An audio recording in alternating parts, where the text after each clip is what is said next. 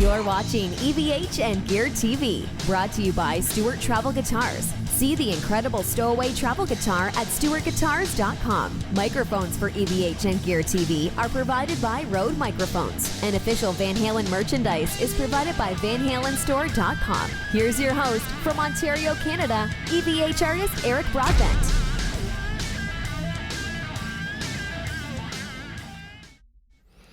Hey everyone, it is the weekend. Happy Friday to you all. Miserable weekend here in Ontario, Canada. We're getting that heavy fall weather right now. Rain and cold and dismal, hence I'm wearing the thermal tonight. But anyways, we're not going to let that spoil us. We're going to warm up the weekend with you. Joining me tonight is one of everyone's favorite guitarists, Courtney Cox. Courtney, now before I ask you how you're doing, and this is something I do every single week, I always like to say, how are you to my guests? But you've had kind of a miserable past couple days experience. You've had your phone stolen. Could tell us a little bit about that? Me, Nikki Stringfield, and singer Kirsten Rosenberg of the Maidens were in Vegas recording our album that's coming out of covers, obviously. Right. And I was staying at the Hard Rock Casino and actually just won $1,000 on Wheel of Fortune. Nice. And then I looked down and my $1,000 phone was gone. So you canceled that out. My phone. Yeah. And people were worried about you. They kind of like you disappeared off the face of the earth for a little bit. I think I died or something. I was just worried. And then, I was like, oh, there's going to have to be some way I can get into anything like Facebook or something. But I have two, the authenticity verification weird thing. So I go to the Apple store out in Vegas, and I knew it was going to be a very long process because right when I walked in, I'm like, my phone was stolen. Mm-hmm. And they're like, oh, did you call to schedule an appointment? And I was like, with what phone? Yeah, we just have two or three of them. It was going to be an interesting. So the next 3 days I was phoneless, and all social media came to a halt. That's the thing. People don't realize how attached, especially, someone like yourself, a performing musician, is on the road all over the place, where you don't necessarily have the luxury of checking into a laptop or, traveling with another device. And that is your conduit to banking, to, agents, to clubs, the social media world. You're crippled without it. I mean, even with you, I was like, oh, he's probably waiting for me to get a hold of him to confirm this spot. I was like, oh, no. Yep. I'll be honest with you. You can see the gray in the mustache. It went a little bit grayer because I was like, okay, so. Sorry. No, it's okay. I got word that you had lost a phone. So I was like, okay, that's doable. It's all good. But I won't lie. I was a little nervous for a little bit. I mean, being in the studio, it's like, the first day I was documenting things, and, I wanted to share that with, fans and stuff. So it was kind of a bummer. I couldn't catch any more magic in the studio. So yeah, that was a bummer. Now, is there anything that you lost that was valuable to you? Like, sometimes, I'm an iPhone guy as well, too. We're all iPhones here in the house and iPads and stuff like that. And not all of us have our things shared to the cloud and stuff like that. Did you have any personal things, like maybe some riffs and stuff like that? Did you lose anything? Yes, my phone obviously was filled with riffs because, I'm working on my album right now and just photos from the last tours and stuff. But luckily, my boyfriend's an IT guy and always makes sure I back everything up so it is in the cloud. Good. Okay, good. Yeah, that's good to have, that advice, friendly advice. And I'm one of those people who always preaches that, back up, because I work in IT as well, too, for my customers. And I'm telling them to do this all the time. And guess who has the biggest trouble when it comes to losing stuff? Is me. So we have to practice what we preach sometimes. Yeah, or even it's like trying to remember all the passwords and stuff, like even with my Apple ID, I put it in 10 times wrong and then got locked out. I know. Which didn't help my whole situation. I know. And that's why I like the thumbprint thing. I especially like it for my banking. I love it for my banking because I'm horrible when I type. I'm a one finger typer on there as it is. I'm not one of these people that can like that. And when I try to type in my password to get in my bank, I type it wrong every time. And especially if someone's sending you an e-transfer, here in Canada, we send e-transfers. And if you type it in 3 times, then you have to get them, or wrong 3 times, you have to get them to resend it again. You're like, oh man. Then you go back to your customer and say, can you pay me again? It just totally sucks. Yeah, well, even the phone that was stolen was one of the new iPhones and has the facial recognition. Oh. So whoever has it, I'm like, have fun trying to get into that. Mm-hmm. That's right. I mean, it's a brick anyway now, but. Yeah, no, that's good. That's good. Well, I mean, the hecticness is a little bit behind you, and I promised you we'd make a little bit of a light of that just to kind of take some of the pressure off you, because that sucks. Yeah. Your life is kind of on hold for a couple days. All day on the phone with Apple, just like, can you just fix this, please? Yeah, I'm glad you're in somewhat good hands as well now too. Let's jump over the chat for a real quick second. We've got a whole whack of people. I'm going to try to say hi as quickly as possible, and if we have some questions come out throughout the evening, I'll send those your way as well too. Sean Close is here. Scott Rue, Soda Pops, Scott Connor, Mike Francis, Clayton James Hicks, Brock Davison, Mel O'Brien, Mark Dillon. Let me see here. Snuffy Phil Parmley, Blimpus is here. Michael Madey. We've got Quentin James is here. A lot of regulars to the show, and probably some new ones tonight as well too. We're already getting comments to this. It means $5. That's right. Yeah, that's right. To take their stress, and we're getting comments on your cats already as well too. We can. Jeez. I don't know where Pickle is. Do you want to introduce the one we see right now? Yeah, I know how to get her. She's fat. So pull out the treats. Oh, look at that. Oh, hi, cheese. I don't think she'll talk, but usually she's a talker. Want a treat? There you go. Oh, here comes the other one. Oh, here comes Pickle. She's a little shy. Oh, there she is. Hi. Yeah, actually, a fan made a Facebook account for my cat. That's fantastic. Kind of. Yeah, that's cool. Well, it's like we're going to be talking a tiny bit about Eddie Van Halen tonight, and obviously his dog Cody has his own Facebook page, so that's kind of cool. And it's cool. It's like kind of weird at the same time. Yeah, yeah. I wonder if she has more likes than I do. She probably does. That'd be kind of hard to accept, wouldn't it? Be like an ego crusher. All right. That's awesome. I was joking with you off the air too, saying that the cats are probably going to steal the show from us tonight. Hey, as long as people are tuning in, that's good. Doesn't matter. So let's jump into some of your guitar playing. Obviously, doing a little bit of research on you. I didn't know when you'd started, and I guess you started around 13. So pretty cool age, and we see a lot of guests come on the show. Some younger, some much older. I'm curious to see like who some of your influences were that made you kind of pick up the guitar. And we'll just kind of throw this in here, being that it's an EVH themed show. Did Eddie Van Halen have a little place anywhere along the lines of influences? Okay. Well, starting off, Metallica was the reason I wanted to play. Nice. My brother was an avid metal fan. Me growing up in the 90s, all I had was bubblegum pop. So it was funny. I had a Backstreet Boys album and Kill 'Em All. So it was a weird Quite mix. the comparison. But, then he would steal all of his CDs and we get into fights because he didn't realize they were gone until months later. And then I destroyed the CDs. But, I got into King Diamond with Andy the Rock, Testament, Alex Skolnick, just, that whole scene genre. I was really into thrash and stuff. And then just the 80s metal guys like Warren DeMartini, Paul Gilbert.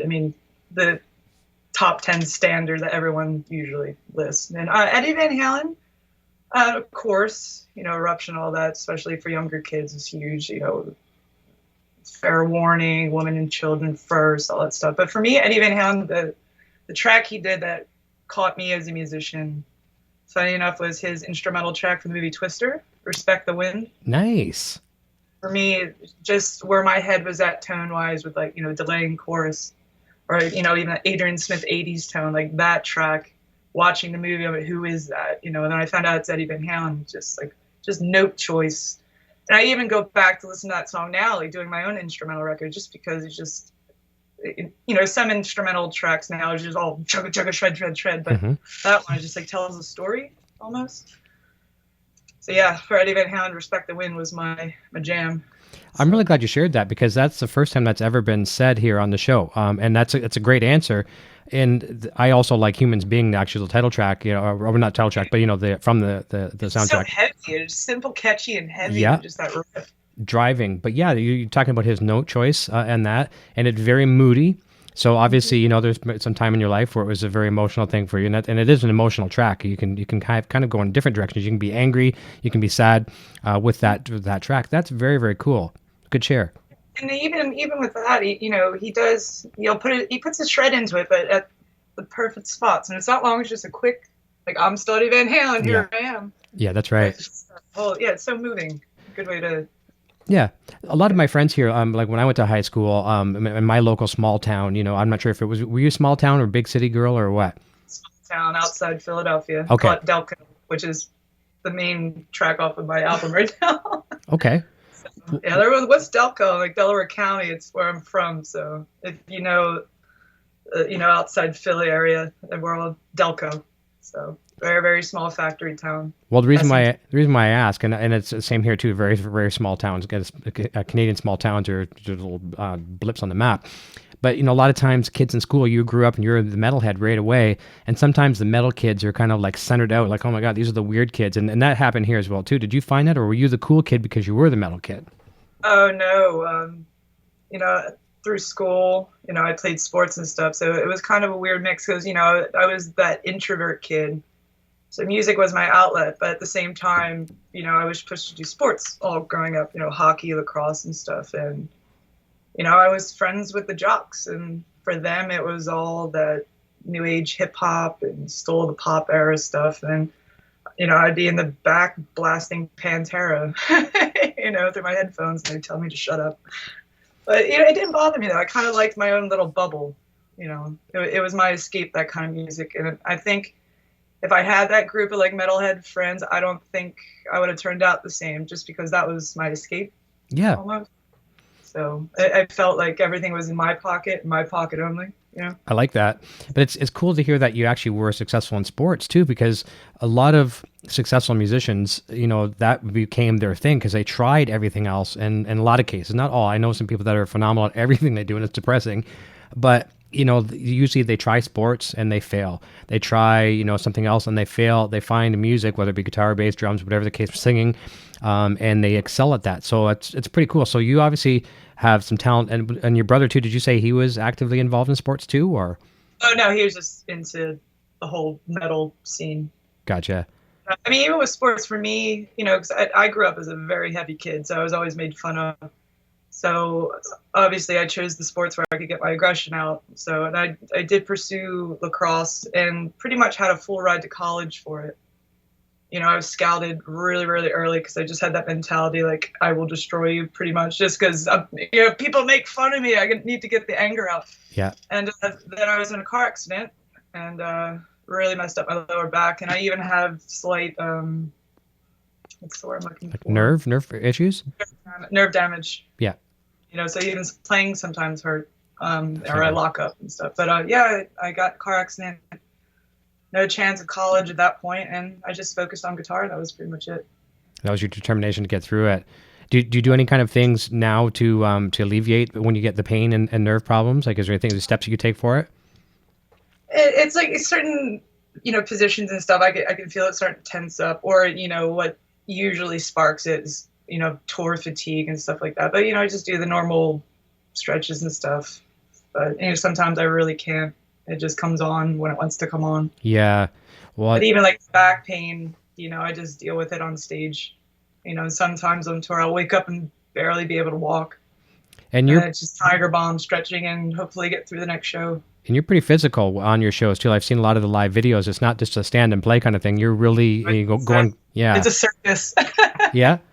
The good thing is that for you, we're entertainers, That's right. The good thing for you, you're young, and that's a good thing, for the injury.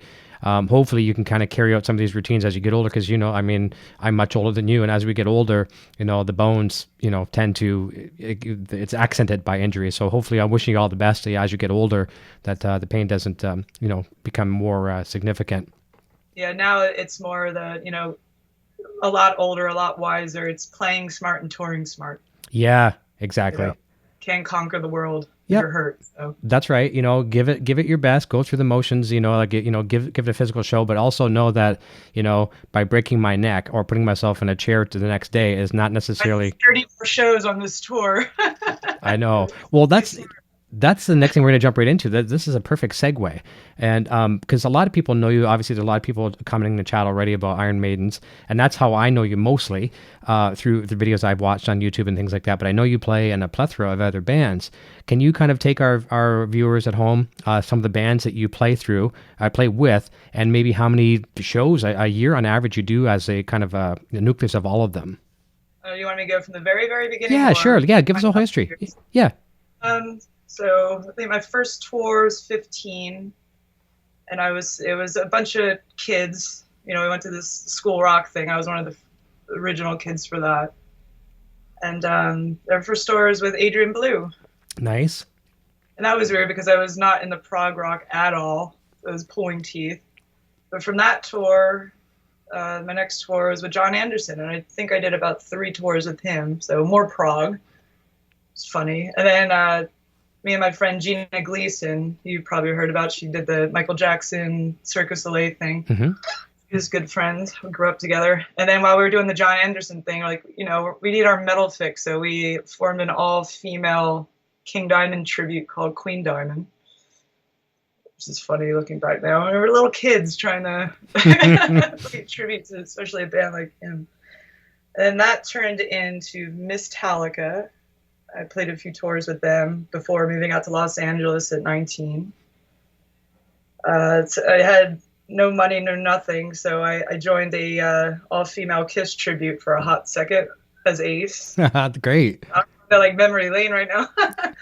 And then through their manager, I heard that the Iron Maidens were, you know, auditioning, and I went, and it was history from then. And then I think about 2012, I got a phone call from Lorraine Lewis asking if I wanted to join Femme Fatale. Fantastic. Which is a really funny story because me and Nita Strauss were living with each other at the same time in the Valley. And I think we were driving back from the gym. And I think Waiting for the Big One came on Sirius XM. And we're like rocking out to it. We're like, oh man, we need like a female singer like that, you know, like the 90s, 91. I think that's when that was really big. And then literally like an hour later, we got the phone call. It was just so funny. And then I'm still with them. And then me, Nita, and I mean, God rest her soul, Jill Janis, we formed the Starbreakers. That is a lineup. Yeah. And I think that's it for right now, other than my own stuff. Jeez. So are you're recording, like you're doing the covers you just mentioned with Maidens, are you doing your own solo record too?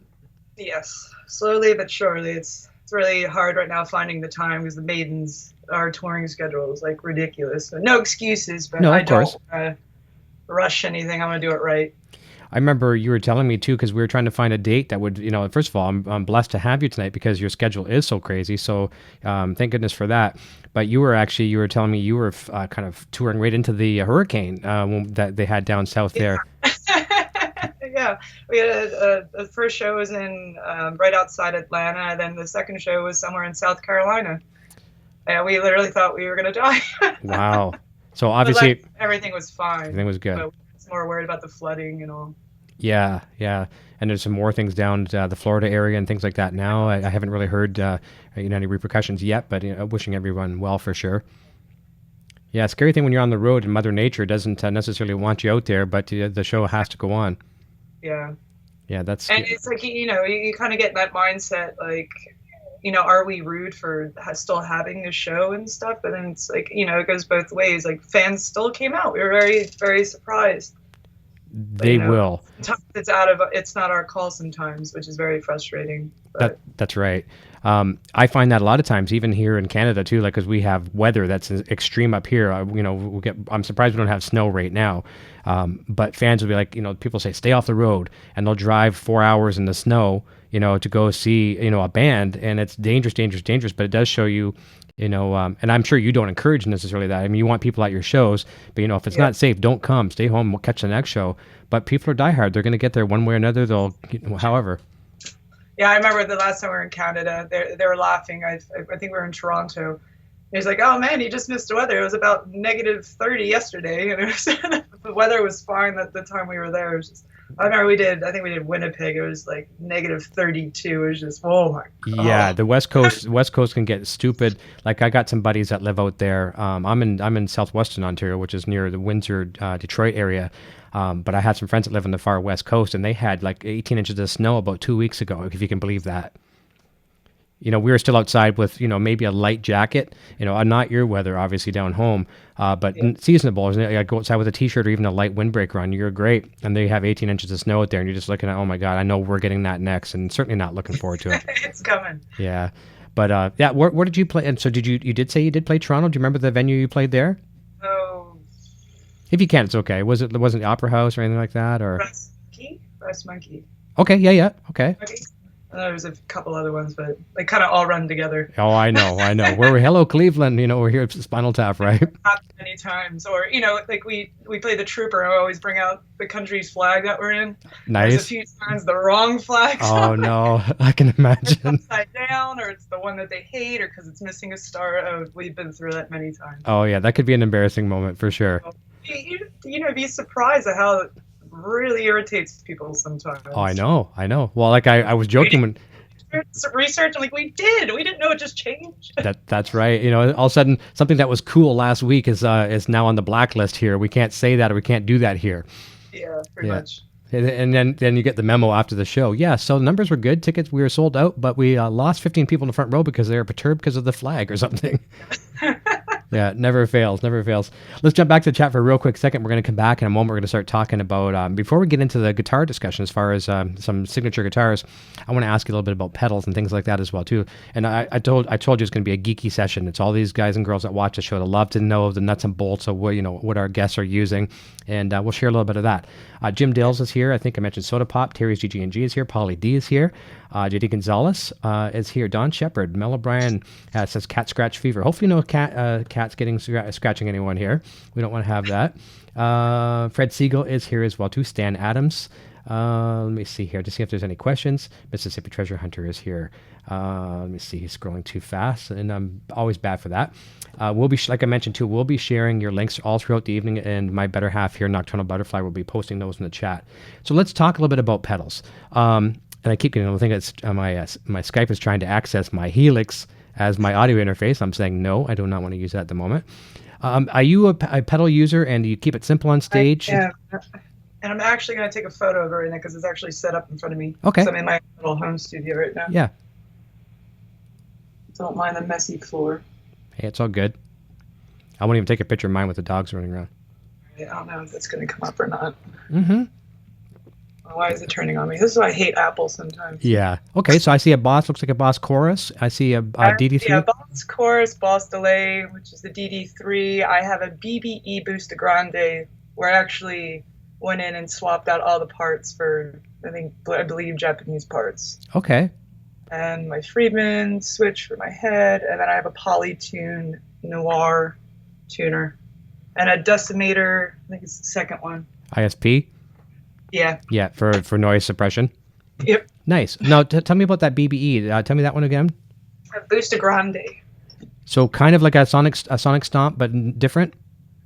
Basically, it's my boost, and it basically just adds a good amount of mids. Okay. So it just cuts through, even if, my amp's muddy or I'm traveling and don't have my amp, and whatever amp they give me on stage, which I hate most of the time. Mm-hmm, of course. Even if the rhythm sucks, I know my lead's going to cut through and sound amazing. No, I'm just going to guess. And here again, there's no real right or wrong when it comes to pedals. So I'm assuming you're running the chorus to the front of the amplifier, DD3 through the loop, and possibly the boost through the loop, or no? Actually, no. The only thing I have going direct is the tuner and the decimator. I run everything through my effects loop. Okay, very cool. That gives me that arena, smooth, huge Gotcha. sound. Well, I ran the same, other than the BBE, because I think I got that for the first time about 5 years ago. But other than that, I've had the same setup since I was 15. Well, that's great. The ISP and the newer things that came out, but the CH1 and DD3 I've always had in the effects loop. DD3 has always been my desert island pedal. I used to use two of those, kind of like Joe Satriani would do. I'd have one at around 250 milliseconds, one around 350 or maybe even 400, and even sometimes put them both on at the same time for a real nice layering effect. But I love that to death. And you talk about the BBE. One pedal that I had, it was my go-to, always on pedal, was the BBE Sonic Stomps, and that's why it got my attention when you said that. And I ran it through the loop as well too, and loved it to death. It was the always on pedal. I said I would always turn it on and basically break the knob off, so you couldn't even turn it off anymore. Extra beef. Yeah, it was great. No, I've replaced that since with the Exotic EP booster, and I love that. That's an always on pedal through the loop as well too. But I found with the BBE, just that one particular one, it was given to me used. And it just didn't play nice with my other pedals. When I rebuilt my board, it was just, when you're starting to isolate pedals, you're starting to get some noise somewhere, what was causing it, and I attributed to that one. I just pulled it off and got rid of it. But that's the thing. There's always somebody that doesn't want to play nice in the sandbox of pedals. Yeah. Yeah. So that's pretty simple. And I'm sure a lot of sound guys and sound techs out there, when they're doing production for you, I'll stick a mic on your 412 and you got such a simple pedal board. It's probably a blessing in many cases for the production team. Yeah, and even live, when I obviously can't fly with my Friedman, I have the Friedman BEOD distortion pedal, and I run that direct as well. And it's just literally plug in and go. Yeah, very similar here in the EVH world.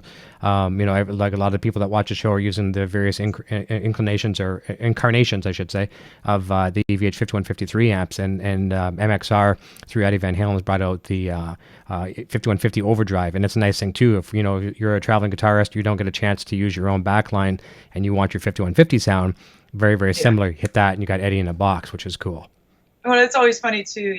I'll play a show and the sound's amazing, but it's that Friedman distortion, and I'll come off stage like, man, you made that Marshall 800 sound amazing. I'm like, no, I was just using the clean channel, bruh. Yeah. Isn't that something? Sometimes people think I'm actually using the preamp and stuff of what's on stage. I'm like, no. Yeah. I used to work in music retail, and one of the places I worked at, we provided the backline for the major acts that would come through, and I would see their riders, they'd want two JCM 800s back in the day, or whatever they wanted, blah blah blah, and we would if we didn't have that, we would always substitute. So I know what it's like as you being the performer getting there and you got this, and you're like, oh man. And I don't know, sometimes does that mentally mess you up before you go on? If you're looking at, there's like, I was planning for this, now I got this. How do you kind of cope with it? Especially, because we have the whole backline in our contract, like this.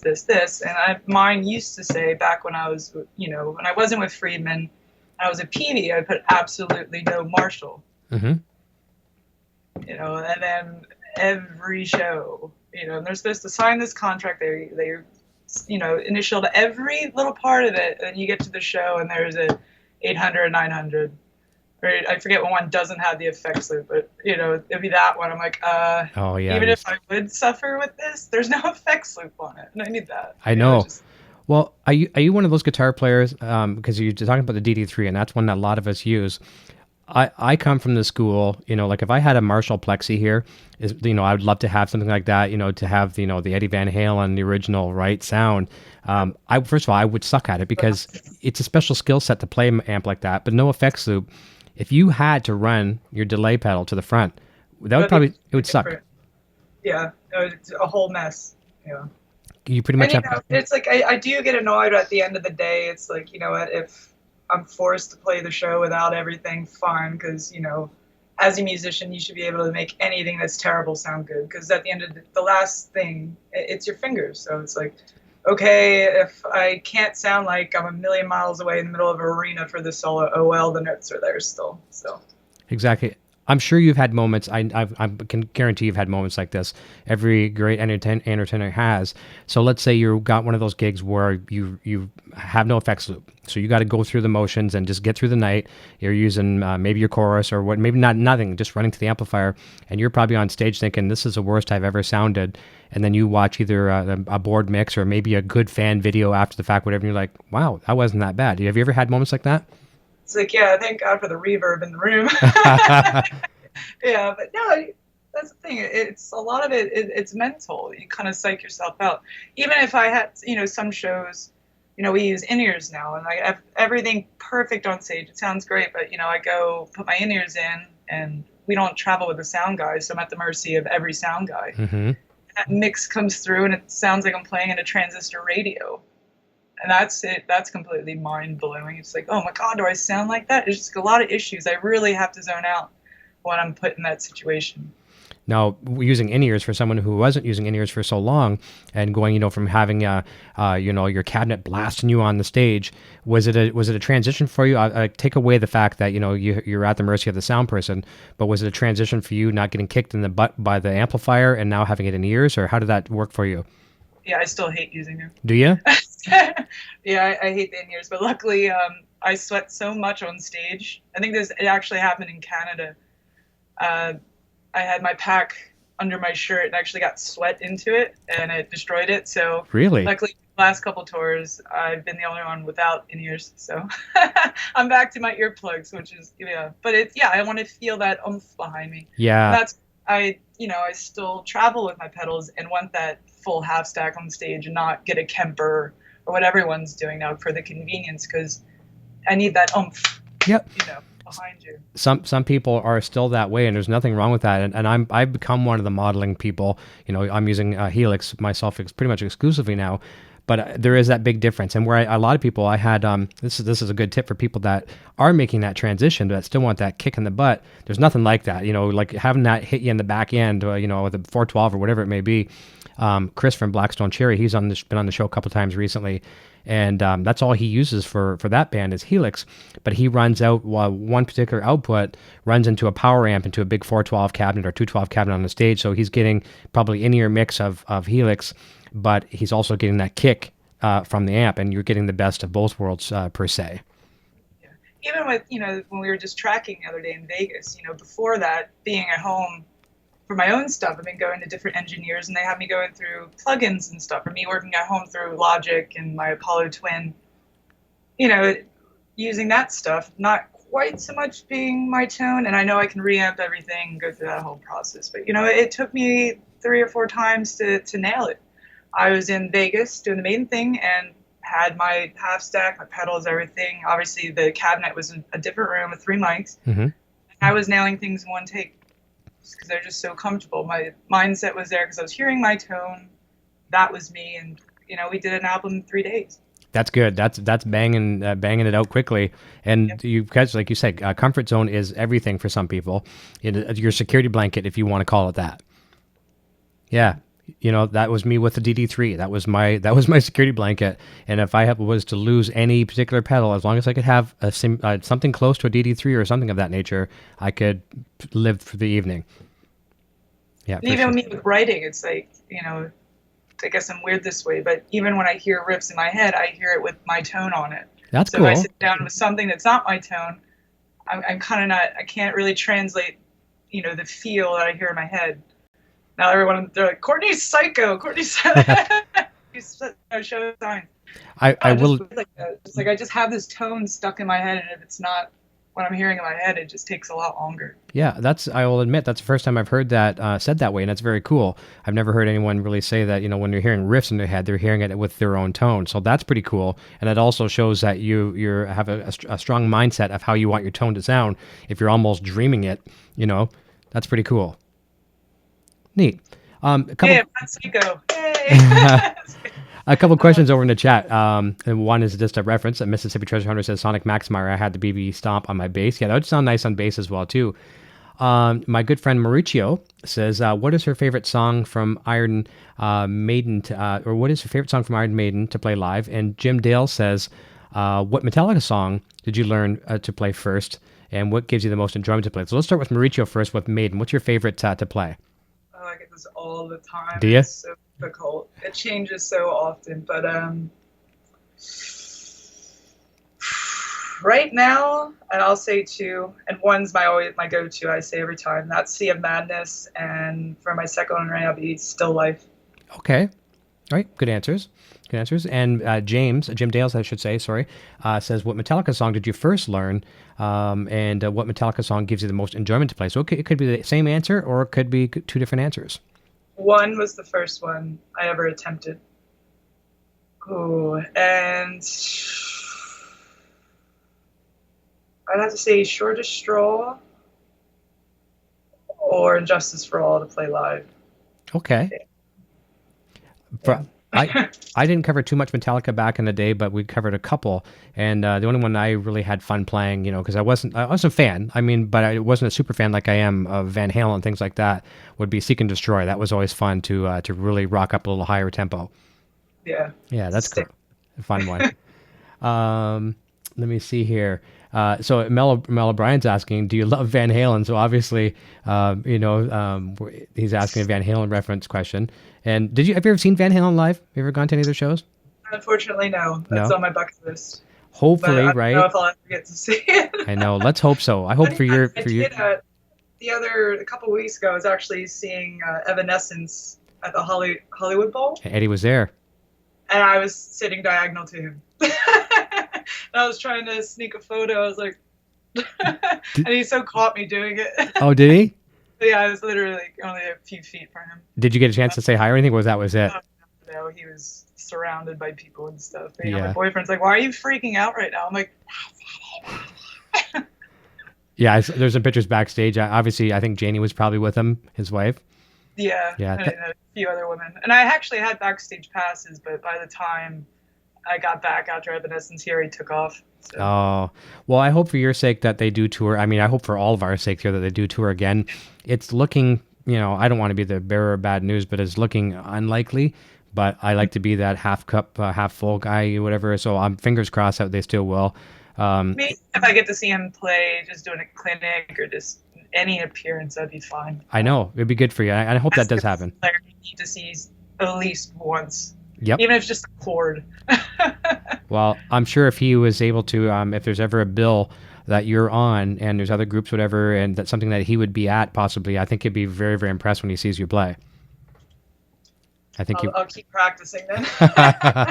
We'll talk about some practice routines later on in the program here too. I want to ask you, what you do for warm-up routines and just anything you can share some advice that way as well too. Let's go back to the chat just for a quick second to see if there's anything. Let me just see if I can see anything else as far as questions. Sometimes I scroll so fast and they go right on by.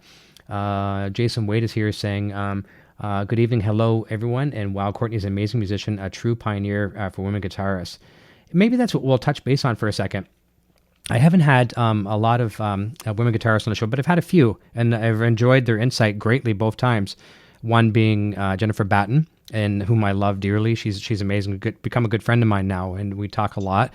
And Nita Strauss, obviously your colleague and friend, and got some great insight from her as well too. And I think a lot of us guys, and I'm just gonna, I'll put myself on the same platform here. At one time, I was intimidated by girl guitar players that could kick my butt, and I think a lot of guys were like that. And I think you'll probably feel at one time, Guitar Hero stereotype was you'd think of the dudes first, right? But I think women in rock now, like a lot of the pioneers out there, from the Lita Fords to Joan Jett, Jennifer Batten, like I said, yourself, Nita, all these people coming up and proving that you're here to stay and you got something really great to offer. Anything you can share, some advice for someone that maybe be a young girl that wants to get into music and isn't afraid to prove her worthiness? I would say when I started, and it's weird when I get this question too. It's like, who are your female influences? And I always say Jennifer Batten, obviously, because when I was young and saw her video for Flight of the Bumblebee, I'm like, what is going on? And second, and it's a name that I'm surprised is not thrown around that much anymore, but Michelle Meldrum, Phantom Blue, okay, Cold Count as well, which is actually Linda McDonald, Maiden's drummer. That's her band from the 80s, and they had that Race Rex thing going on, and that was the only really all-female band I ever latched onto as a kid. So now when I do interviews, like I kind of feel maybe rude or disrespectful to this whole female world because I looked up to all the male players and stuff. And it wasn't a competition. They're like, oh, I can be better than them. It was just good songs. That's right. I guess at that time, and it's like today there are millions of female guitar players, but you only hear about a handful of them. I know. And it goes back. It's the same thing in the male world. So I kind of keep gender out of it, and especially the female world, you still get that. Oh, it's because you're a girl that you're getting all this success and blah, blah, blah. It's not as hard for you. I'm like, it's hard for both sides of the spectrum. It is. It is to make it and rock it and music in general. You're probably better off to go try to play NFL football or NHL hockey. You might have a better chance. I'll go try to pick up the French horn or something, try to fit in somewhere. Yeah. But, it's like for us, it's like, oh, you're just a girl and you whatever, fill in the blank. But it's like, I see it with male players all the time, and they're phenomenal. And the first response goes, oh, well, you're just trying to be Malmsteen, or you're just trying to be Steve Vai. I was like, why can't you just say you're a great player? I doubt he's trying to be said person. It's like you're trying to be yourself. And like even with my album, everyone's like, what's it gonna sound like? And I go, me. Well, it's gonna sound like me. I'm not trying to sound like anyone else. I mean, you take your influences, you create your palette for, the painting that you're trying to draw and stuff. I know I'm rambling, but this is the one that gets me going. Yeah. But for upcoming female players, it's just what I usually say to anyone: play because you want to. Don't get caught up in just the whole glitz and glam of it, because it is hard, but it's hard for everyone. Yep. And learn the power of no.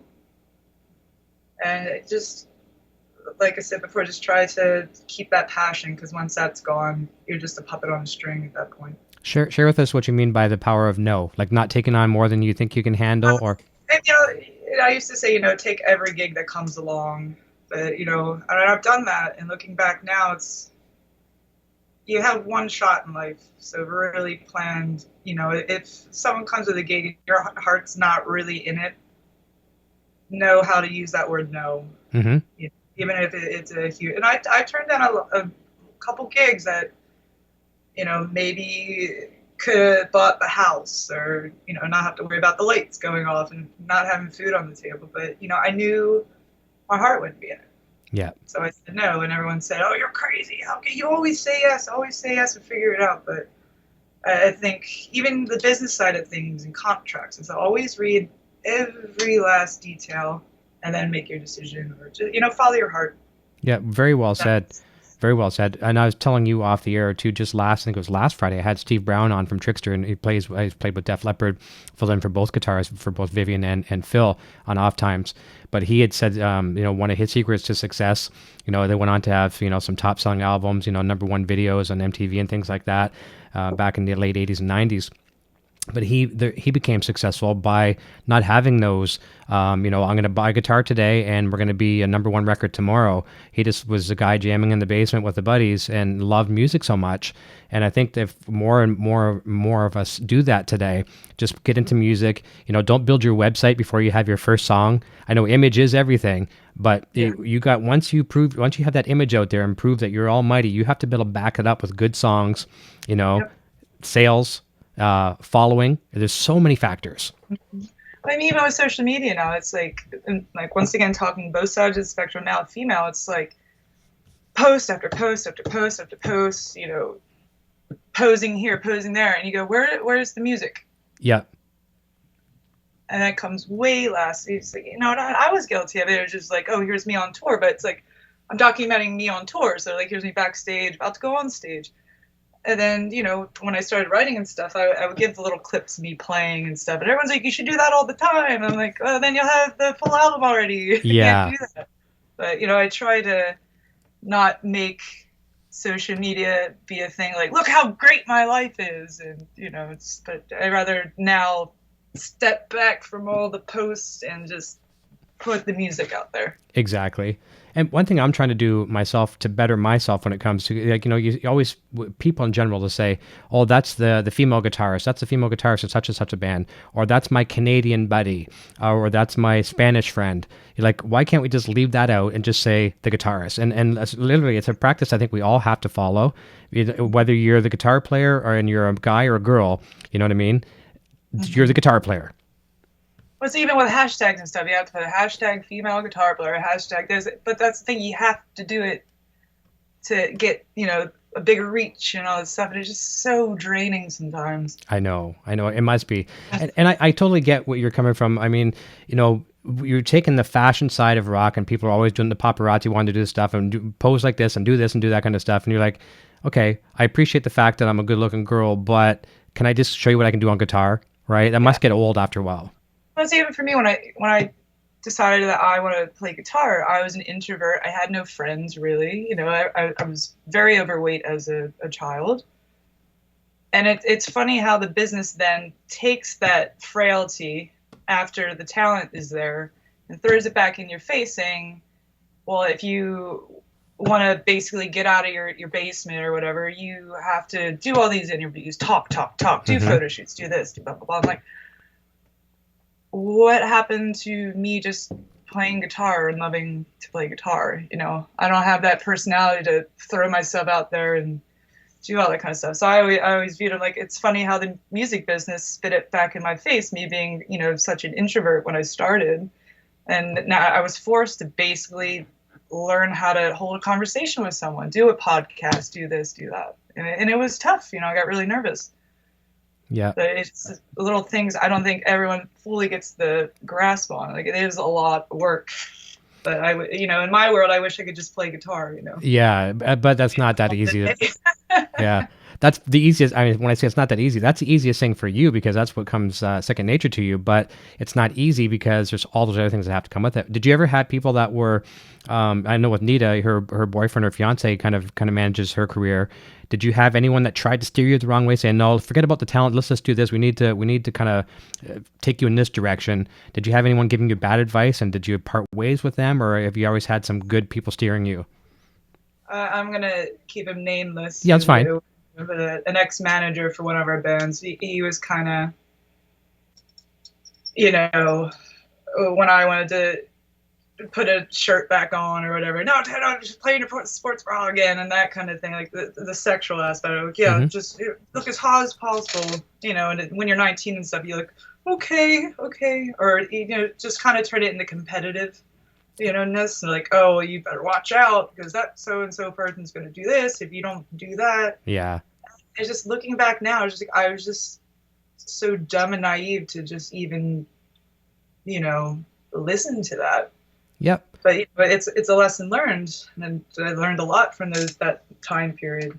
You were young at the time too, right? So you can't really blame yourself too much. LA, I don't know what I'm doing, stuff. So yeah, I at that time I thought it was advice, you know. Yeah.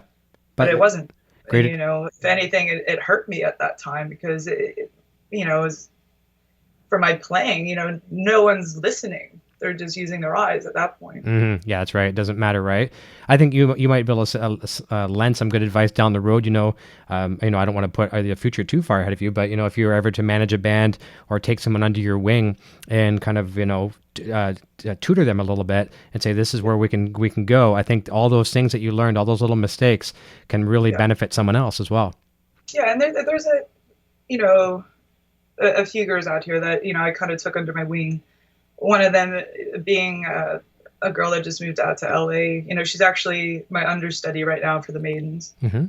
And, you know, it just gave her the rundown, especially the Hollywood scene. I fell into a bad crowd, you know, thinking people were my friends, and kind of lost myself for a good 5 years, to a point I'm going to stop playing because she's just worried about partying and going to the Rainbow and all that stuff. Yeah. And then, you know, I went sober and took a step back and realized all those friends I thought were friends were not. Yeah. And it put my career to a halt for those years because, you know, I thought they had my back and stuff, but really they didn't. So, you know, this young girl now just, you know, I told her, watch yourself. You know, this city will eat you alive if you let it to. And she seems to have a really good head on her shoulders. So. Well, she's lucky to have you as well. That's really awesome. Thank you for the share. Let's dive right into the deep end here. Let's talk about the guitar. So last time having your friend and colleague Nita on the show, she was introducing her Jiva, I think it is, from Ibanez. Beautiful guitar, and a lot of guys are loving it just as much as any of the, you know, they love it. But you have a new signature guitar. Is it Caparison? Am I pronouncing the name right? Caparison, yes. Yeah, let's have a look at. Tell us a little about this guitar. Yeah, this is the Horse M3CC. It's pink sapphire. Okay. I don't know, the color is brilliant. It looks a little darker here, but it's a light.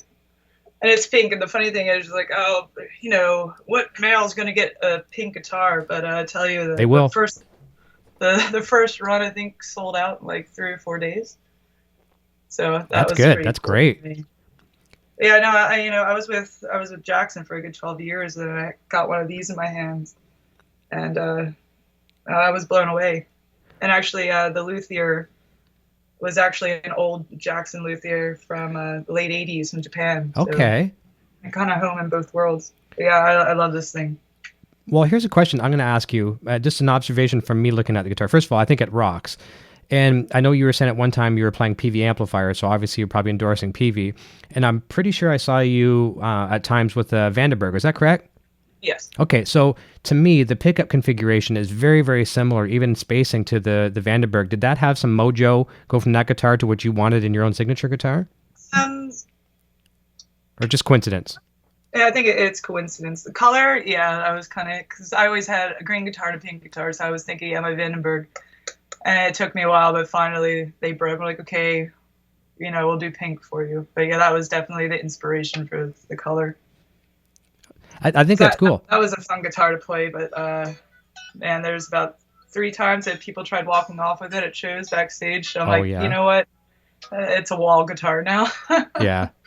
Now, is that an authentic Floyd, or is that a Shaler Floyd, or? Chandler. Okay, nice. And floating probably for you, I'm assuming. Yes. All your guitars float. Not the dime stuff. Why don't you, since you got it plugged in, give us a couple licks. I guess I go back Maiden. I just threw it out too. It's okay. Sorry. Take your time. It's all good. I haven't really played it since the studio, so good old desert weather. I'm using my Polytune clip-on. Oh, those are good. Those are great. Yeah, going from the desert in Nevada to the valley in San Fernando is not a good thing for the neck. While you're tuning, just kind of, you don't have to show us, but just kind of tell us about those inlays. They look quite unique. What are they supposed to be? It's a complete Caparison thing. They're clocks. Okay. And then the cool thing about it is that it tells the time. Oh, first, second, third, fifth. Oh, yeah, that's cool. Yeah, and this guitar, I believe, has 27 or 28 frets. Yep. So got a lot of. So maybe I could attempt those Jason Becker tunes. Okay, that's good. I was going to mention Jason Becker to you tonight too, because he just leaked some of what I shouldn't say leaked, but is promoting some of his new music. I imagine that's something you're looking forward to hearing. Yeah, actually, I saw that video where it mentions like the 13 players playing tribute, and actually there's a Caparison artist on there, Matthias Eklund. Nice, that's good to know. Yeah. He's a Caparison guy too. Funny guy, I love that guy. I was looking at their website today with their other artists, and they have a substantial roster. Yeah, the Kill Switch guy is on there. Yeah, small family, and that's the way I like it. I don't like being a number. Yeah, exactly. Yes, well said. Let's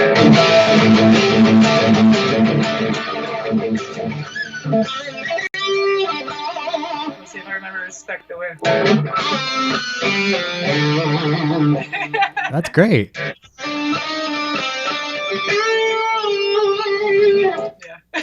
That's fantastic. So coming back. Obviously, having a floating bridge in there, you want some mass with the tremolo there. So I think I know this for a fact, and I was reading the specs on the guitar. It actually comes stock with our good friend Adam's FU Tone product, does it? Basically, I have the titanium inserts for the saddles. Nice. And since my sweat is toxic, I have the stainless steel screws. Nice. For the thing, and I have the big brass block in the back to help with resonance and sustain, and then I have the noiseless heavy-duty springs. Those are I think the heaviest tension to the red ones. Yeah, that's what I like because I only have to use 2 of them. Okay, and they come standard on all my models, and basically everything's made in Japan, and my guitars come right off the same belt pretty much. Now, here I'm going to just guess here, because you're using 2 of the red springs. I use the black ones because I tune down a half step, and I use 2 as well, too. So I'm down a half step that's a little bit slinkier. Being that you have 2 in there, you must tune to concert pitch, standard pitch? Yeah. Okay, there you go. That would make the difference. Standard, my own original stuff standard, and I only will go down a half step for Femme Fatale. And you'll switch a guitar, I would assume, right? Yeah. Yeah, I don't deal with all that. No. Yeah, that can be a pain. Time or patience. Yeah. You might want another thing you want to check out, because I'm sure, do you have several of your own signature model for the road? Yep. For one of them, you might even try, because obviously you mentioned the titanium inserts for the lock blocks. Adam also now has the naval brass ones, and I was always the titanium guy. And every guitar I have here at home that has a Floyd has the titanium, but the naval brass are quite nice. Wouldn't be a bad idea. Next string change, or if you have your guitar tech do it for you, whatever. Just on one guitar, pick one, try the naval brass, and see what you think of them. Yeah, pretty cool. Yeah, that's a beautiful guitar. So this one's available. And does Caparison sell in stores, or is it directly off their website? How does one purchase that? They have a list of dealers on their website, but right now, basically for the States, I know Guitar Center stocks a lot of them, and you can order direct if they don't have the model in stock. Okay. But yeah, if you go to caparisonguitars.com/dealers, it will direct you to the right output. Okay, that's good. That's good to know. And Japanese-made guitar, that's a nice thing as well too. Is not This one for my model has a deeper heel cut. Okay. If you can see it. Yeah, you can. Yeah. Yeah, because I tend to do a lot of that Glenn Tipton. So that helps on the road, so I don't have to wear it like this. Yeah, exactly. No, it's very comfortable as well. That's fantastic. That's what I really love about this thing. Yeah, 5-piece neck. It's good. And what about the pickups? Can you tell us the pickup brands that are in it? That's one thing about Caparison. I would always worry about, like, especially when I'm at Jackson's, I go, what am I going to put in it? But when I plugged in without doing anything, their pickups for me are flawless. I don't have to do anything. Yeah. In the neck, it's a SH27F. Okay. And then the bottom, it's a PH-BC. Any of them split coil? Can you do that with a push pull or anything like that, or is this pretty much? Weird. Yeah, nothing fancy. Okay. Yeah, that's cool. The typical middle. Yeah. Like I said, I'm just one of those people that plug in and go. I don't think I even, for some clean things, I'll use the neck pickups, but I'm not one of those shredders that keeps going back and forth. Yeah. I like the bridge because I'm not hiding anything. Yeah. Even with sleeping. One thing I like about the headstock on that guitar, I mean, when it comes to a guitar company, we like our Jacksons, we like our Les Pauls, we like our Strats, right? But it's so hard to come up with something that's not infringing on a trademark for a headstock design. And I think that's one of the things that a lot of luthiers are like, okay, what am I going to do to be cool with the headstock and still make my statement? That's got a very, very cool headstock on it. I like it. It has a nice tilt to it. And it's all one piece. They don't build it up or anything. So nice. Yeah. That's very cool. And with the amount of frets, do you put that thing to the test and really use the upper frets on that thing? I remember the first time I used one of the, I first started playing one of their tat specials before I found the Horus, kind of style. And I remember being on tour, first show out the gate in Europe, and I didn't really take into consideration that, I have all these extra frets. And, that one was an ebony fretboard. And going for a solo, and they turned the lights off. And I'm like, I'll just find it. And I look down, like, holy, where am I? But I actually do like it because, I don't have to worry about choking out or getting my hands caught. I like the space. I mean, I'm not necessarily going anywhere past 24, but it's nice to have that, even if I wanted to do the stupid sound effects like, bending and tapping. Yeah. Getting those really crazy stretches. I have that choice and it's available if I need, That's right. It. Yep. I always joke I'm a 22 fret guy, and I don't like playing vintage guitars that have 21 and 24 frets. Scared me as well too. And I've come to the realization now that, just like you said, having it just so you're not choking out, or if you want to play something, I'm not going to really give you any examples, but just where you would normally be really reaching and putting yourself to the test, working yourself harder, it's nice. And my son here has a nice SG as well too, and the scale on the SG, I'm doing some of the Van Halen stuff that I obviously don't have whammy bar, but it's like where I'd be reaching pretty high. It's just like you're not even touching the end of the neck. You know what I mean? Yeah. You're not touching the body of the guitar. It's like, wow, that's so awesome. So that's pretty cool. Even live, if I'm like fatigued and don't really want to bend, I have that option just to jump up to it. Yeah. I don't really have to, like, it's my last fret. I just, bend and pray that I get somewhere close. But now it's like, if I'm really tired, I just pick it. Yeah. I saw a lot of whammy bar. Ooh, there you go. I saw a lot of people commenting on the green Jackson and the one that you're playing for the longest time. That was a beautiful guitar. And obviously Jackson's part of the whole umbrella here for the the EVH team. EVH, Charvel, Jackson, the same family. But I've never been a real Jackson guy. I love as far as an owner, I've had Charvels over the year. I love Charvels and I love the EVH brand.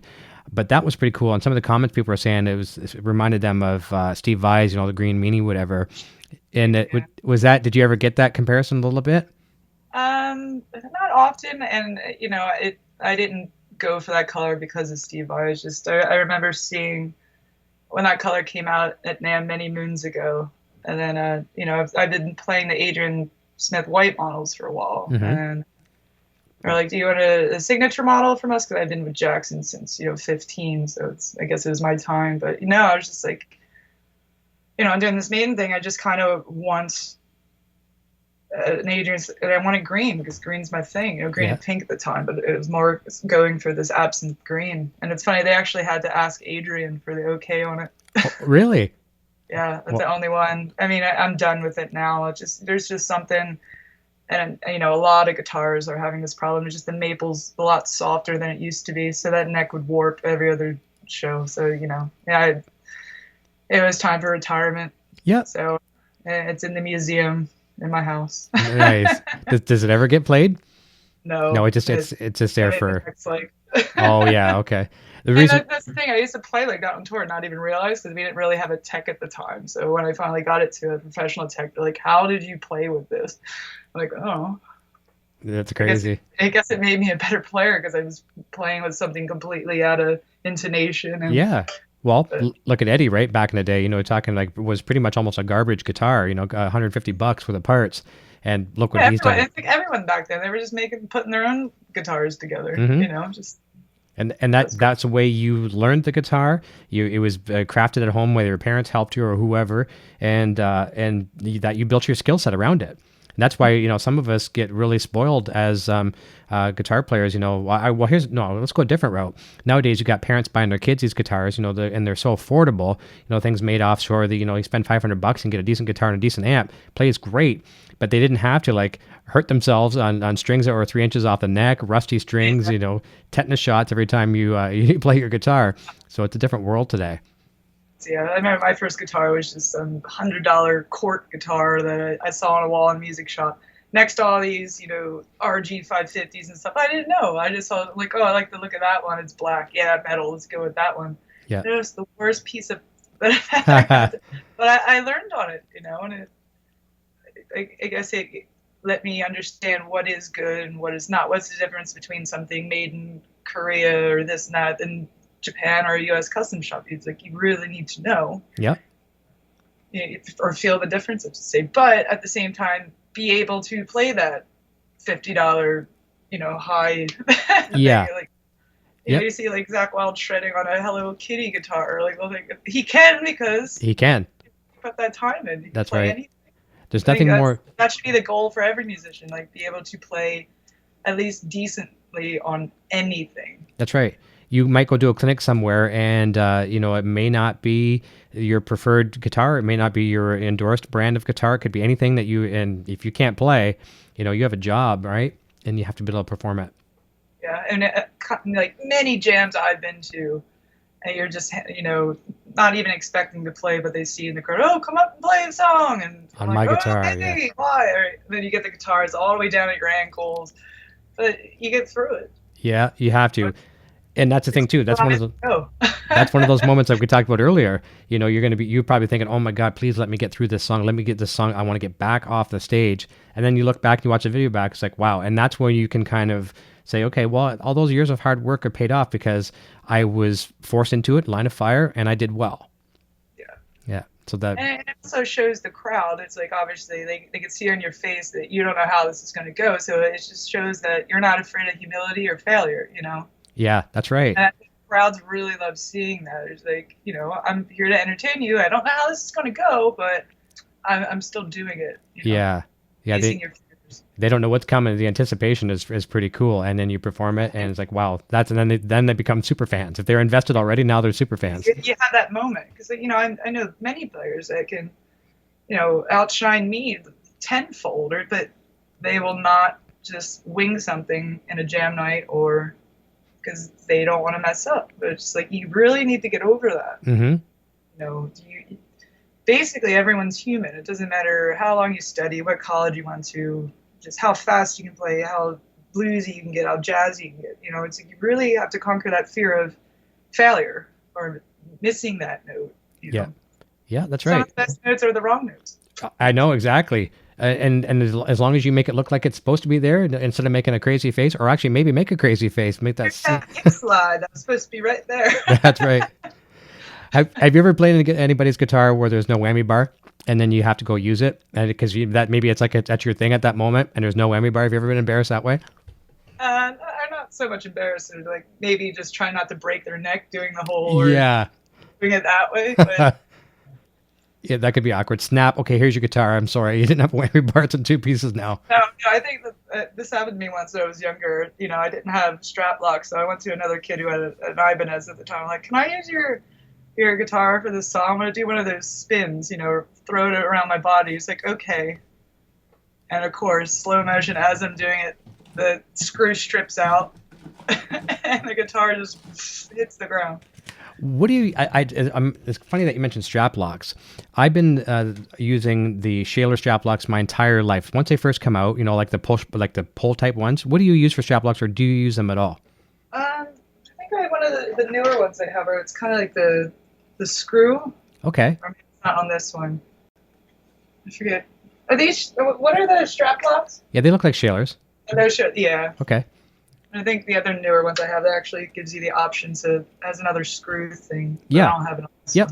one. Those are good. I have those on every guitar too, but I'm going to share something with you that you might want to check out. And this is no product endorsement or anything like that. This was just from a show. I have this out. Can you please take note? This is how. Oh, cool. It's my cats. That is wicked cool. That's awesome. Well, the Shaler strap locks, obviously, a lot of people use them. Many people do. And I had guitarist Bill Lanero on the show a while back, and he has a company called Strap Tight. I'm not sure if you can see that. And he started with these type. They look almost like a bread clip, right? Can you see that? Okay. And Joe Satriani become one of his first endorsees. And make a really good point with these strap locks, because we are technically kind of damaging our guitars. I would get a brand new guitar, whether it be a beater or, a boutique guitar, and we're taking out the screws and putting in deeper screws into the wood. And I've always found with the Shalers, I love them to death, but I'm always tightening up those screws every 6 months or maybe a year or something like that. And then you're taking out little toothpicks and wood glue and sticking it back in, putting the screw back in. These things here, you put your strap on your guitar, you just slide these over. And I asked him, I said, why does Joe Satriani not use strap locks? I said, can you share that with us? I didn't know if it was, private information. And he says, and Joe's ears, he hears everything. The squeaky of, let's say you're recording or whatever, and you got a strap, and you're playing, and that strap is sliding with the metal on metal that's squeaking. There's no resonance from the strap lock. It sounds silly, but it's true. And then you're not damaging your guitar. You should check them out on some other guitars if you don't want to try those. They're dirt cheap, and that you could have a tug of war between guitar and the strap, and it's not going to come off. Yeah. Kind of cool.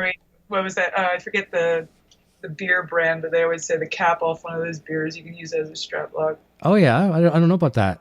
I forget. I'll have to look it up. What's that beer bottle that could be used as a guitar strap? Do you remember? Remember the locks? I forget, but it's always been like the running on tour joke if something breaks. Well, we'll Google it later on and find out. Speaking of the tour, when you talked earlier about techs and stuff like that, do you have do any of the bands? Do they have guitar techs with you on the road, like to do everything for you? Not really. They've had a tech or tour manager, as we say now, that's been with the band for 17 years. But tech-wise, he can change a string and make sure things are in tune. Mm-hmm. But he's also, he has about 10 other things on his plate at the same time. So yeah, many hats. If something really goes wrong, it comes down to me, unless I have, my tech there. But that's not all the time. Yeah, that's good. So it's very stressful sometimes. I can imagine. I always check before I go on stage. I always make sure I have sound first, just in case. Do you have a bit of a skill set? Let's say you were there and it's sink or swim. You had one guitar and you have to wire up a humbucker or something come off. Were you able to do that, or is that something a little challenge? I mean, if he has a soldering thing and everything, but yeah, not jumping with that either. If he's busy and I break a string, literally it'll take me like maybe a minute to get going again. That's good. I have to make sure I have a couple extra wines so I can just pull it down. Yeah. I was going to ask a question on this, but I know the answer. DNR strings. That's your DNR strings who you endorse, correct? Yep. Yeah, they were very kind. They shared it on Instagram on their story today, the show for the night. So when you're talking to them, tell them thank you as well too for sharing that. It was very appreciated. They're really good to me. Nice. That was actually the first pack of strings I ever bought for my first guitar. That's DR. cool. Yeah. So you're loyal to them. That's obviously another reason why they're probably very happy to have you. That says a big testament about a brand when you stay with them, since day one. Like Paul Gilbert on the show, I was asking him about his love of Ibanez, and it just worked for him. He never really went anywhere else, and that's well appreciated from the manufacturer. Yeah.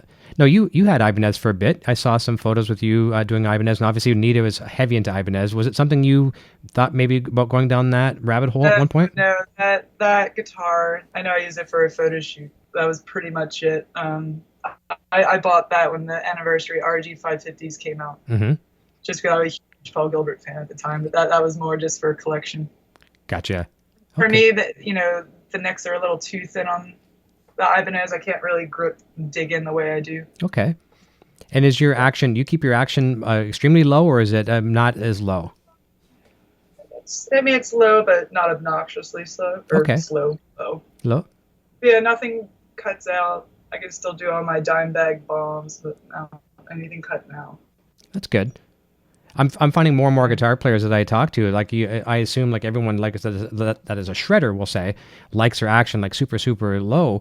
But I'm finding more and more people like no, they really want to get under that string, and it's just hard to imagine playing fast on action that's not as low as some of ours. But I guess it all depends on the player. Yeah, I mean it depends on how hard you play. And like a lot of players have it where they really light. And they do more of the attack on this side, but it's like I like that kind of extra effort I have to put in for the legato stuff or tapping, just with slightly being higher. But yeah, I just need something to grip onto. Yeah, that makes sense. There's a question over in the chat from someone named Cran. Says, "What was the most challenging cover song you've ever learned to play?" And it doesn't have to be necessarily something maybe that you've done with the tribute bands and things like that, but maybe one of the most challenging songs you've ever had to learn. Probably 16 Speed Metal Symphony Cacophony. Oh boy. Yeah, God, maybe. I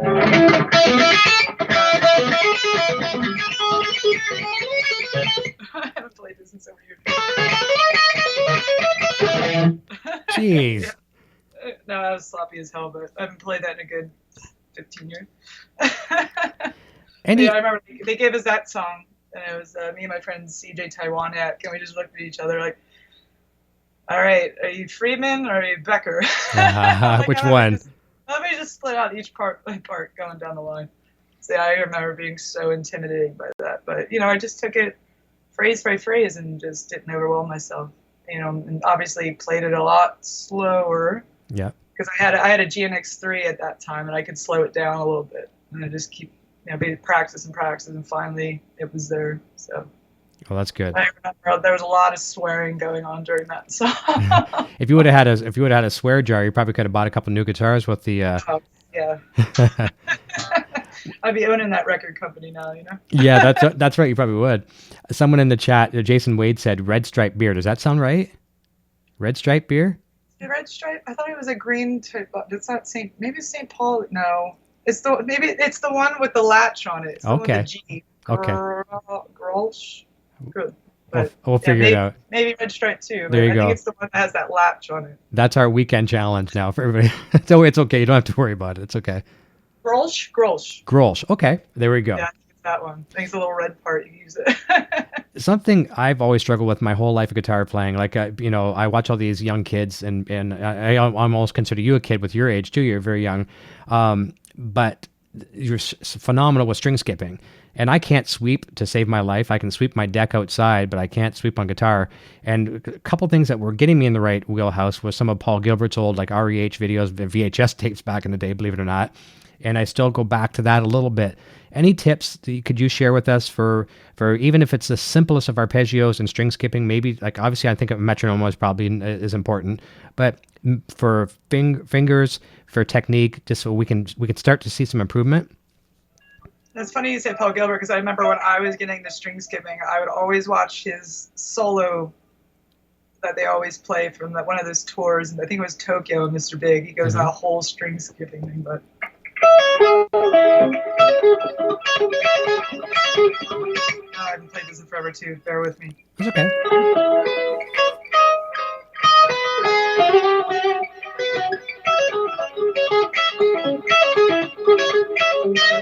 That whole solo. Yeah. Yeah, it's just I know I'm not the best at it. Like recently, I cut my fingernails on this. I had to try to maybe start doing that hybrid picking that everyone's doing these days with extra fingers. But for me, it's just awkward right now. I really have to sit down with it. But for me, it's just it's syncing up the right with the left. I've been always trying to do like that Vinnie Moore slant picking, and even watching Paul Gilbert's hand, and Rob Marcello does it too. It's that weird. Yeah. Thing. But I mean, even just picking stuff. It was just literally sitting with a metronome, and then adding notes and just trying to be smooth. I really just try not to think about it. For me, it's like, I don't call it practicing, because for me, growing up, practicing reminds me of school, and that was always a negative connotation. So I'm like, I'm playing, and I try to only focus on, I'll maybe do it for 10 minutes, 15, and then move on to something completely different. Okay. A lot of muscle memory too, I guess, right? After a while, you could look away and your hands just know where you want them to go. Right. I mean, even just doing it without picking, to make sure that the muscles are all built up. But, like I said, I'm not the best at it, but I've always tried. Basically, I have that mentality. If I can be a better player than I was yesterday, then I'm doing something right. Yeah, exactly. Pick up one thing each day, right? Yeah, I'm not trying to be, God's gift to guitar playing, because I don't think anyone can be, because as even Miola said or whatever, it's like, there's always something to learn. Yeah. But I just play what makes me happy. If things really start stressing me out, then, I walk away for 5 minutes, clear my head and come back. So. Now, you coming from kind of a school of shred and obviously playing what you're just playing there, do you ever just get kind of down in the blues and just kind of, just really tone out and simple notes and have fun with it? Yeah. Like, I'm working on like a new track of mine, if I don't mess up. Kind of that smooth kind of stuff. And I was getting really frustrated with my album stuff, because there's so much pressure right now, especially in the female world, like everyone getting their own stuff out. And so, I was just kind of getting stressed out, like, am I not writing fast enough? So it's like, I was hanging out with Vinnie Moore the other week, because he's one of my idols, and he's actually playing on my album. Nice. It's like, I saw him live on that tour he just finished with Ritchie Kotzen and Gus G. I was just like, really just sat him down, like, like your instrumental songs like Daydream and stuff. How did you approach that kind of stuff? Because your albums aren't just complete shred the whole time. Right. He's like, well, that was, I'm ad-libbing here, but basically he wasn't out to like prove anything. He just played what he wanted to. And then like he even like hinted at me, he's like, so help me God if your album's all chugga shred, Yeah. And I don't want it to be, but I've been kind of locked into this metal world. There's like two things with this album. One, people are probably going to think I'm going to sound like Maiden. Right. And two, it's like everyone's like, oh, can't wait to see how fast she's playing the whole time. But it's like, I'm not going to be. Like, yes, there'll be a couple, cacophony type shred neoclassical things on there. But other than that, I'm really just trying to listen to what's up here. It's a lot of stuff going on up there. And it's like, I don't really know where I'm going, direction or theme. But yeah, that's why, I reached out to him. He's just, you have nothing to prove. Don't stress out. And, he said I'm an overthinker, and, I'll have a million ideas and really have to convince myself that I can't use everything, Of course. So I have to pick and choose. But, yeah, I just don't want to rush things.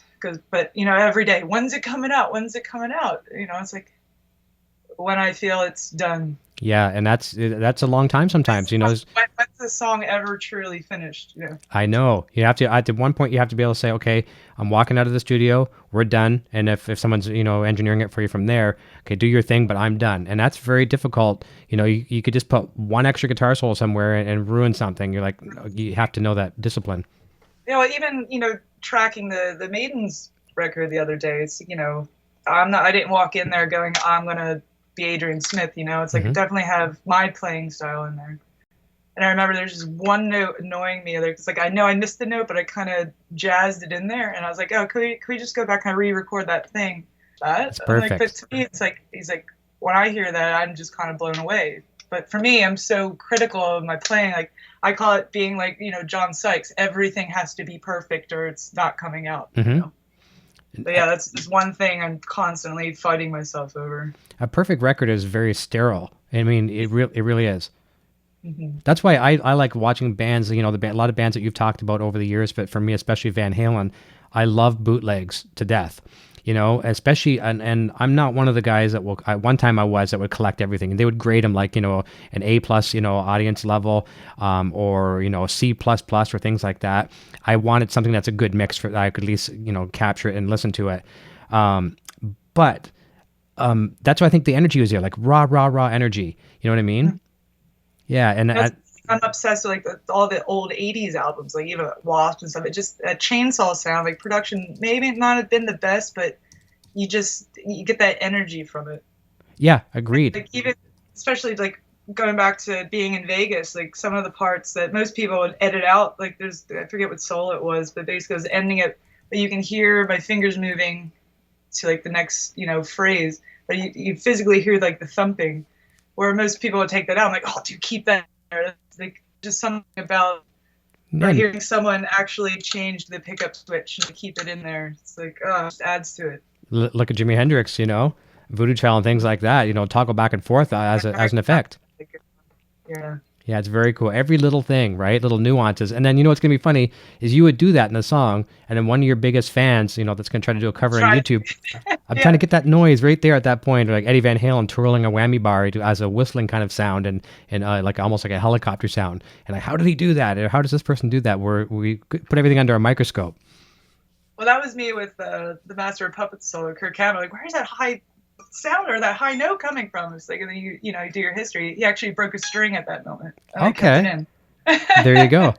So like little things like that. And I'm that little kid trying to, put it in there like Painkiller. So like there's one little hammer on that's somewhere weird in there. And I think it was a mistake, but they kept it in. And now everyone's trying to do that. Learn the mistake. Yeah, that's hilarious. Yeah. It's all smoke and mirrors. Do you find, here's a question that wasn't on the itinerary, but since you mentioned Metallica, I think Kirk Hammett sometimes gets a bad rap, like I think he gets picked on a little bit. And I really don't think there could be another, first of all, I think James is an amazing guitar player. I mean, phenomenal to that rhythm that he does as fast as he does and 90% all down picking. That's why my arm's like. Yeah. But do you think Kirk gets a bit of a bad rap? Like I think he's the perfect lead guitar player for Metallica. I don't think anything else would be too much or too little. But do you think he's kind of undeserving of some of the negative press he gets? Well, I mean, I definitely hear it too. But that's the one thing, especially about music. It's like he has his own little world, and one thing I love about him. You don't have to be seeing him on stage live. You put on any track or you're just listening to the radio. The minute that guitar is turned on, it's him. He has a tone and it's his tone. But I think people get so caught up with everything trying to be perfect, or you have to be the best shredder and know everything and be Steve Vai, that you forget that, some players they're their own player. They don't want to be this one. That is his pocket and he doesn't have to get out of it. Yeah. Yeah. But, he's the reason I started playing guitar. So I have this little list I tend to always change around. I'm curious, maybe you can throw in a couple people. I'll say maybe top 5, top 6, 7, 8 people of guitar players that you just couldn't take out of the band. And everyone's replaceable no matter what you're in. Eddie Van Halen, I'm not even going to go there. Actually, I won't say Eddie Van Halen's replaceable. That's my God. I have to leave that. Okay, so don't shut down my channel. No one send me hate mail. No, Eddie Van Halen's not replaceable.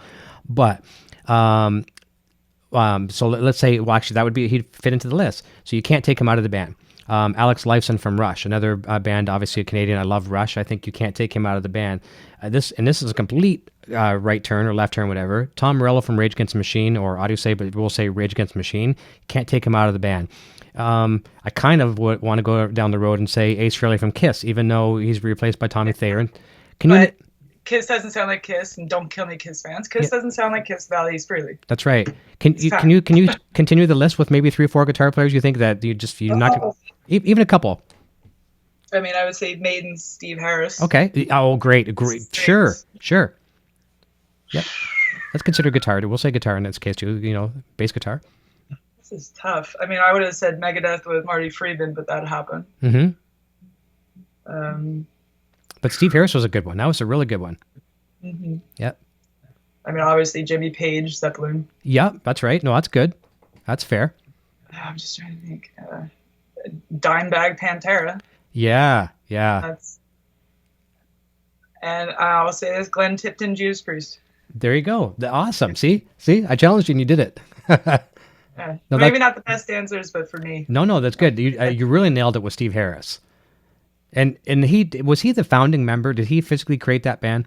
I think so. Yeah. And they all trickled in. Yeah, he's driving force. For Adrian, I forget his name off the top of my head, but. He's one of the guys. Obviously, I liked him growing up as a bass player.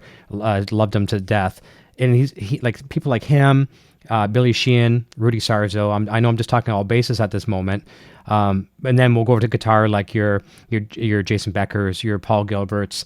especially Paul Gilbert. He really makes you, he's like the Michael Jordan of basketball. You know, you like the sport because of this hero larger than life. And it's not necessarily like a Guitar Hero kind of thing. It just makes it so fun that you want to try the instrument or try the sport because of that particular person. For me, Joe Montana in football, you know, just made me love the sport, and it's just a dude. Yeah, it's pretty cool how we can gravitate to these things because of these names, these, you know, household names. But when it comes down to it, like you said, they're just dudes, they're just girls, you know, and like you know, a lot of people look up to you as a guitar hero. You look to the next person as a guitar hero. So we're all the human beings in this world of music, and that's what all it is. Yeah, and it's funny with me, even when things catching my ears, sometimes it's, most of the time I would say, it's not even the guitar I'm hearing, it's drums or like bass. Like I got really into Thin Lizzy after hearing Phil's bass lines. And then I, you know, I discovered Gary Moore and John Sykes, you know, so Bill. It's like, it's just, I don't know, my ears kind of gravitate to other instruments before my actual instrument. That's cool. So, yeah, because you're hearing the landscapes and you know, that's very cool. And how everything's, you know, working together. Yeah. Because it's just all about guitar, and a lot of people forget that. Yeah, that's right, because you need that atmosphere out there, or like a physical landscape of music. The bass has got to be gelling, and then that's when you can start to hear your guitar part and maybe start recording it. Mm-hmm. Yeah, awesome. That's weird because even my original stuff, because I'm doing everything myself, and it's like I'm writing all these, you know, guitar licks and stuff, and then I'm going in to create the stems, and like, oh, what am I going to do for bass? Like, maybe I should just start going the other way, you know, different approach, and see if, you know, what comes out that way. But I'm like, oh man, I got to write bass. You know, it's like it's just hard to hear. You know, some songs you just have the pedal tone the whole time, but it sounds so beefy. Yep. But I don't know. Do you play bass pretty good? Do you consider yourself okay on bass? I'm a good Michael Anthony, I guess. Okay, there you go. That's good enough. Not much going on, but yeah, I can get into a good pocket if I'm really feeling the bass. That's good, and as long as it gives you kind of a playground to take the guitar to the next level, that's all that matters. Then you can have the next bass player come in and do the overdub it, whatever. Yeah, especially if you're getting bored of like a root chord or stuff. You know, you just get that root note and start moving around. You start to hear different colors. And that's right. Modes going on. Well, listen, we're going to wrap up in about 2 minutes here. I'm going to let you enjoy the rest of your evening. I was just going to say last couple comments in the chat here. Rob M is saying, hi, Courtney, you're awesome. Love your playing. A couple of people commenting, Daryl McMillan saying, yeah, the Grolsch beer bottles, things like that. Yeah, so that's it. Yeah, so there we go. I learned something about beer tonight. Soda Pop, can't type on my new Chromebook. Ron Padgett's here. Love the comparison. My favorite guitar is the Horus. Nice. Quick question. So you probably mentioned the Friedman pedal. Brian Cote saying favorite distortion pedal, probably the BEOD. Yep. Yeah. Nice. Yeah, very good. I swear about that thing. Good. Rick Hefner is here. Matt Harrison. Frank Corcoran is here. And Scott Roos says, I'm with you, Eric, on the sweep picking. Yeah, it's a tough one. Work on some of Paul Gilbert's stuff and just go back. And don't be afraid. Paul Gilbert said on the show, that's how he became the guitar player he is. He messed up everything he tried. He couldn't do the Van Halen stuff. Hard to imagine people like yourself, Courtney, Paul Gilbert's, the Jason Beckers at one point saying they couldn't do this, and none of them could do certain things. That's what made them who they are today and made who you are today. Right? Yeah, well, even, you know, like I do some clinics and stuff, and, you know, even I play one of my own tracks with Nat, you know, I'll get the people that are breaking it down, like, why do you hit that note, or why do you move your hand that kind of way? And it's because I couldn't do something, and I formed my own way to do it. Yeah, that's right. So if I could say to any upcoming player, or someone starting out, just do it your own way. Exactly. Yep, that's right. Do it your own way. Just you'll figure it out. Jason Wade says it'd be really cool if Courtney did a lesson video on YouTube for the Trooper. She does such a great job on that song. I imagine if she had a moment of spare time, you might be able to do that, but you don't have any spare time. Let me see here. Soda Pop. Does Eric get Jill Nocturnal when you give us kisses in the chat? No, not at all. David Ennis is here. Hello, Eric and Nocturnal Butterfly. And I think we're just about done to the bottom of the chat. Thank you, everyone, for jumping in tonight. And Courtney, as we try to say here on the show, all we try to do on the show is just be a warm-up act for the weekend. So thank you for gracing us with your presence tonight. Some great licks as well, too. And I have links, obviously, to the guitar as well, so people can go check it out at Caparison. Nocturnal Butterfly has been sharing those all night long, so go follow all these links down below. And I'm looking forward to the new record, and I'll keep in touch with you maybe as you get closer to releasing it, whenever that may be. I'll drop you a line if you want to come back on and promote it. We'd be happy to have you, and maybe even give us some little snippets of it as well, too. And for any Instagrammers, I always do clips of everything I'm up to at CC Shred. Okay, perfect. That's good. We'll follow you there as well too.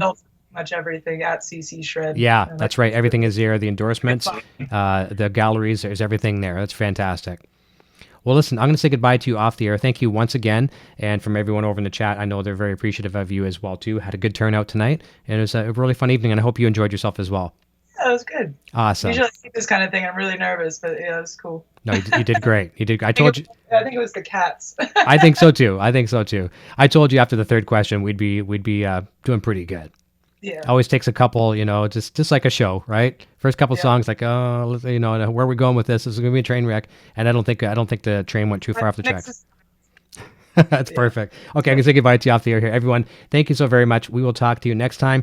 Jump over on the Helix Hour on Sunday, 3 p.m. Eastern, 12 p.m. Pacific. I've got Nick Rush on the show from South Africa. It's going to be a fun show. And everyone, we will talk to you very, very soon.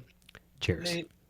Hey, you're still here? Eric Jr. here, reminding you to check out our full lineup of quality merch. Available right now in the Broadstash Boutique. Quality products and fast shipping. Visit broadstash.com today. I am now on Patreon. If you enjoy my content and wish to support my channel and what I do, then please check out my Patreon page at patreon.com/evhgeartv. Your support assures the continued growth of this channel and a fun community in which to share our love for Van Halen, music gear, and much more. My name is Eric and I've been looking guitar. Video production services provided by Design39 Media. Visit design39media.com for all your website, photography, and video production needs.